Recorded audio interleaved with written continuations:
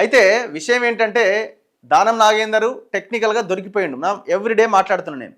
దానం నాగేందర్ టెక్నికల్గా దొరికిపోయిండు. ఆయన మీద 100% వేటు పడాల్సిందే. పడుతుంది 100% ఖైరతాబాద్కి బై ఎలక్షన్ వస్తుంది. రాసి పెట్టుకోండి ఇదిగా. ఎందుకు అనంటే ఆయన బీఆర్ఎస్ నుంచి గెలిచి బీఆర్ఎస్ ఎమ్మెల్యేగా కొనసాగుతూ కాంగ్రెస్లోకి వెళ్ళి కాంగ్రెస్ బీఫామ్ మీద సికింద్రాబాద్ ఎంపీగా పోటీ చేసిండు.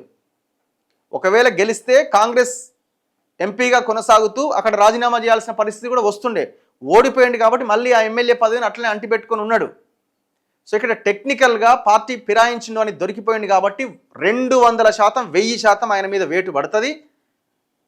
అది జూబ్లీహిల్స్ బై ఎలక్షన్తో పాటే వస్తుందా, ఎలక్షను ముందుగానే రాజీనామా చేస్తే వస్తుందా అన్నది పక్కన పెడితే ఏదో ఒక రోజు అయితే ఎలక్షన్ ఖచ్చితంగా వస్తుంది. అల్టిమేట్గా సుప్రీంకోర్టు కూడా చెప్పింది స్పీకర్ 3 నెలల లోపుగా నిర్ణయం తీసుకోవాలని. ఆ డెడ్ లైన్ కూడా November 1. సో దీంట్లో తిరుగులేదు. ఇక కడియం శ్రీహరి బీఆర్ఎస్ నుంచి ఎమ్మెల్యేగా గెలిచిండు. ఎంపీ ఎలక్షన్లకు ముందు కూతురు కాంగ్రెస్లోకి వచ్చింది.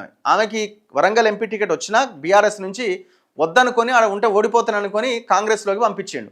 కూతురు కాంగ్రెస్లో చేరిన క్రమంలోనే కడియం శ్రీహరి కూడా కాంగ్రెస్ కండువా కప్పుకున్నాడు. Very clear.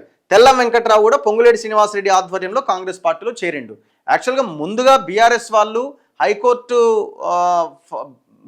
హైకోర్టు దగ్గరికి వీళ్ళ మీద పిటిషన్ వేసింది 3 మీదనే. హైకోర్టులో కేసు వేసింది ఫస్ట్ 3 మీదనే.